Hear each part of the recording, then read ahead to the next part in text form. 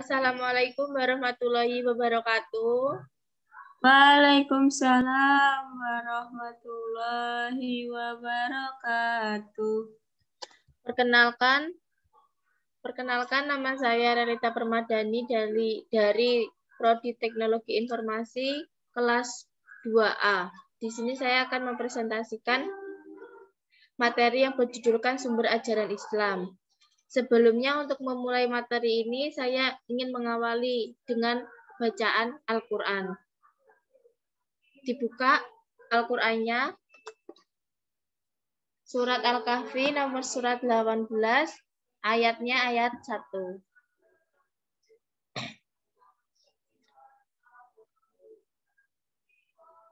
A'udzu billahi minasyaitonir rajim.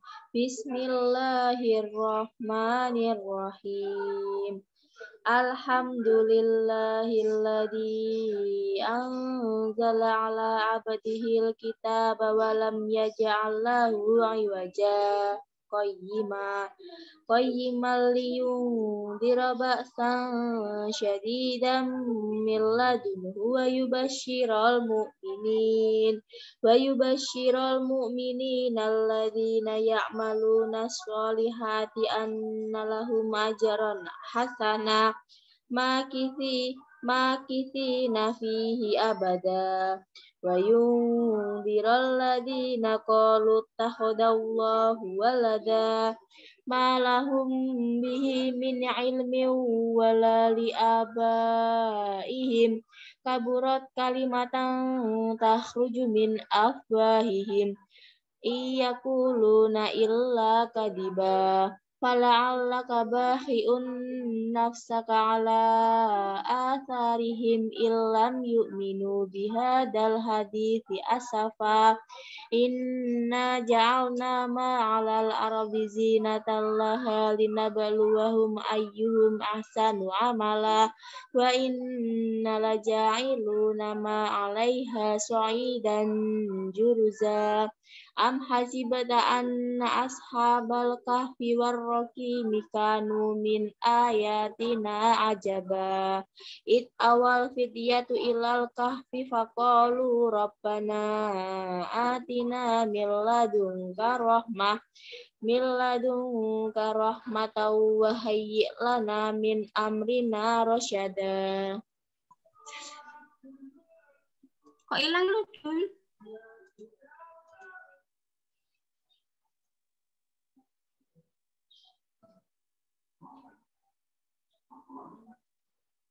Recording.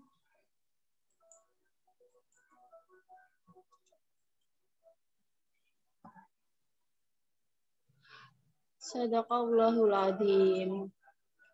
Langsung saja ke materinya.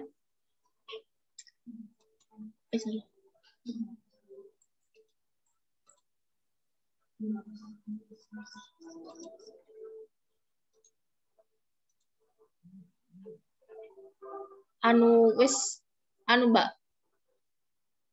Share screen-nya. Wes, tapi kok ngetok.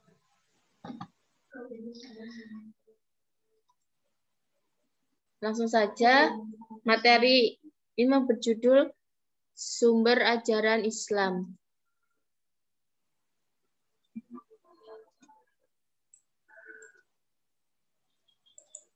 Sumber ajaran Islam.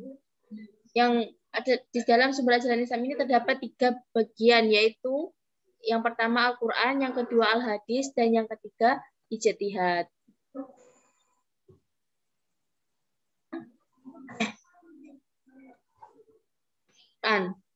Al-Quran adalah kalamullah yang mengandung mukjizat yang diturunkan kepada Nabi Muhammad sebagai Nabi penutup dan Rasul dengan perantara malaikat Jibril yang dapat dipercaya Allah.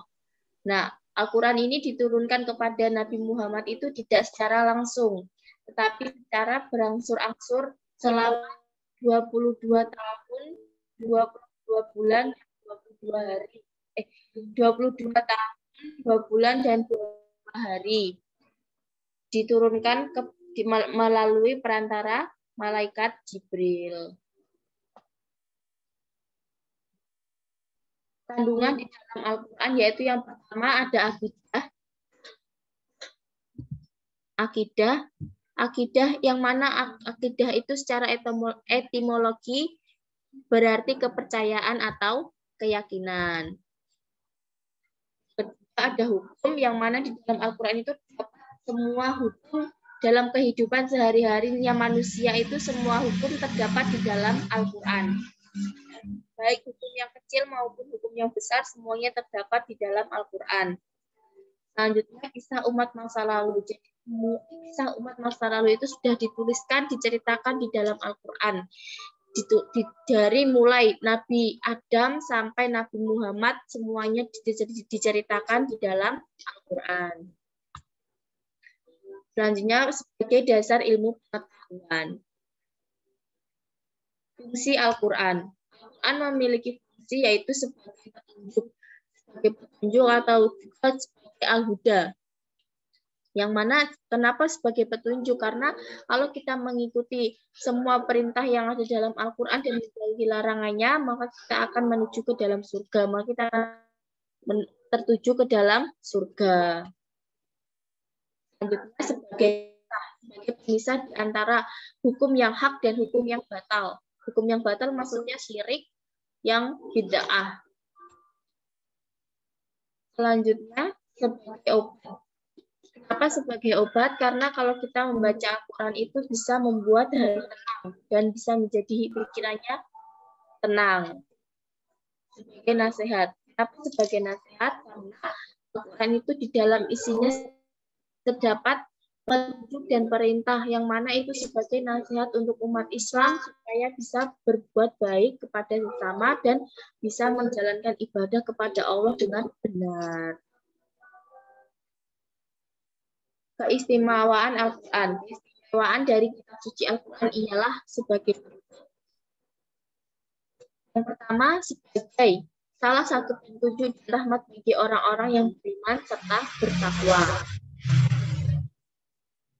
Sebagai petunjuk, sebagai bentuk informasi kepada setiap umat jika Nabi dan Rasul terdahulu memiliki dan caranya masing-masing dalam menyembah kepada Allah Subhanahu wa Ta'ala. Jadi dari Nabi yang pertama, Nabi yang terdahulu sampai Nabi Muhammad itu memiliki diceritakan bagaimana umatnya itu semuanya ada di dalam Al-Quran.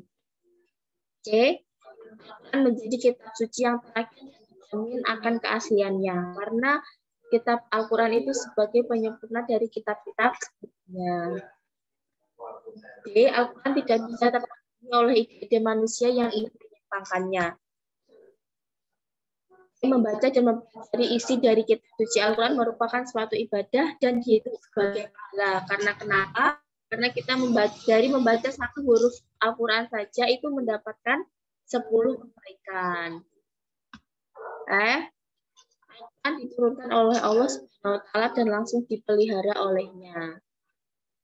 Pembenar dari kitab-kitab sebelumnya, maksudnya kitab-kitab terdahulu, kitab-kitab dari nabi-nabi terdahulu. Itu disempurnakan oleh Al-Quran, disempurnakan oleh Nabi Muhammad. Kedua, ada al-hadis. Al-hadis secara harfiah dapat diartikan sebagai perkataan atau sabda, percakapan atau perbuatan. Sedangkan secara terminologi, hadis didefinisikan sebagai catatan yang bersumber dari perkataan dan tingkah laku Nabi Muhammad Sallallahu Alaihi Wasallam yang dijadikan landasan syariat Islam. Kenapa? Karena hadis itu adalah sabdanya Nabi, perkataannya Nabi, perbuatannya Nabi yang kita tiru, perbuatan Nabi yang baik yang kita sebagai umat manusia mengikutinya dengan baik.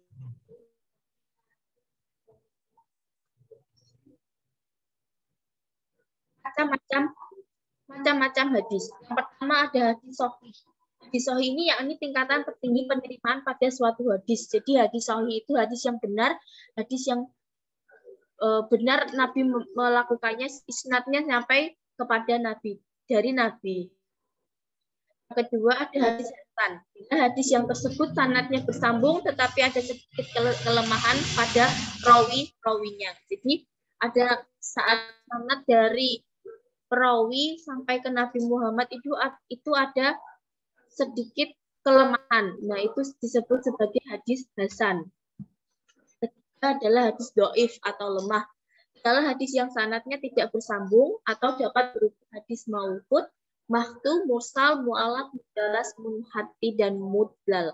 Jadi hadis doif ini hukumnya lemah. Jadi untuk melakukan sunnahnya itu sebaiknya jangan, soalnya itu lemah karena sanadnya rawi yang sanad dari rawinya itu tidak sambung kepada Nabi Muhammad. Yang terakhir hadis maudhu. Hadis dicurigai palsu atau buatan karena dalam rantai sanadnya dijumpai penutur yang dikenal sebagai pendusta. Jadi di rawi-rawinya itu sanadnya itu terdapat penutur perawi yang dikenal sebagai pendusta. Nah, itu disebut sebagai hadis maudhu.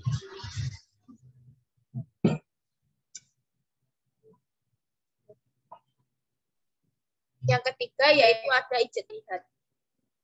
Kata ijtihad berasal dari kata al-haj atau al-juhud yang berarti al-masyaqat, yang berarti kesulitan atau kesusahan. Dan at-tahot artinya kesanggupan dan kemampuan. Atas dasar pada firman Allah Subhanahu wa taala dalam Quran surat Yunus ayat 9 yang artinya dan mencela orang yang tidak memperoleh sesuatu untuk disedekahkan selain kesanggupan. Jadi ijtihad itu adalah suatu keputusan yang sudah diputuskan yang menjadi suatu kesanggupan dan kemampuan umat Islam untuk menjalankannya. Dasar hukum ijtihad yaitu yang pertama di dalam Al-Qur'an terdapat di dalam surat An-Nisa nomor surat 5 ayatnya 59 dan al-hadis al-sunnah yaitu di dalam hadis Mu'ad. Dan dasar logika ini dibolehkan ijtihad adalah karena keterbatasan nas Al-Qur'an dan sunnah jika dibandingkan dengan banyaknya peristiwa yang dihadapi oleh umat manusia. Masalah-masalah yang diijtihadkan, jadi masalah-masalah yang wajib untuk diijtihadkan, yaitu masalah-masalah yang ditunjukkan oleh nas yang zahir atau maksudnya tidak pasti, baik dari segi keberadaannya maupun dari segi penunjukannya terhadap hukum dolalah. Kedua, masalah-masalah baru yang belum ditegaskan hukumnya adalah nas. Jadi terdapat masalah-masalah baru yang belum ditegaskan itu hukumnya dalam nas. Jadi kalau misalkan sekarang lagi pandemi, kan Jumatan itu wajib. Nah, jadi dimusyawarahkan lagi gimana baiknya gitu. Kalau emang di daerah itu mewajibkan untuk tidak Jumatan, berarti bisa diganti dengan sholat zuhur. Selanjutnya masalah-masalah baru yang belum diijma'kan. Yang keempat, masalah-masalah yang diketahui ilat, alasan hukumnya seperti dalam masalah muamalah. Jadi seperti dalam muamalah.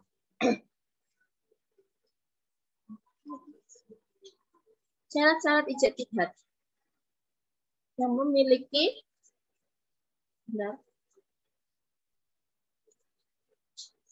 memiliki pemahaman dan penguasaan mendalam tentang Al-Quran dan Sunnah, tentang asbabun nuzul dan asbabul wurud, kaidah tafsir dan kaidah hadits, serta pemahaman lainnya tentang Al-Quran as-Sunnah.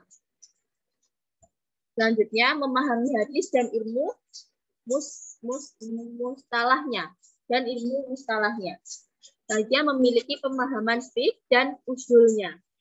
Selanjutnya, memahami syariat Islam. Memiliki pemahaman tentang qawaid kuliah dan qawaid fiqh. Jadi, seseorang yang ketika sudah kan ijtihad tersebut, maka sebagai umat manusia kita wajib untuk melaksanakannya dalam kemampuan yang pol. Jadi dalam keadaan bagaimanapun supaya bisa melaksanakan ijtihad tersebut. Karena ijtihad itu hukumnya wajib. Wajib bagi yang mampu.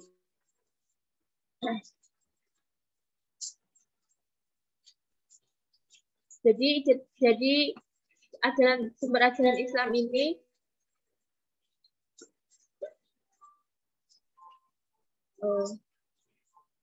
sekian penyampaian dari saya. Banyak kurangnya saya mohon maaf yang sebesar-besarnya. Akhir kata, wassalamualaikum warahmatullahi wabarakatuh.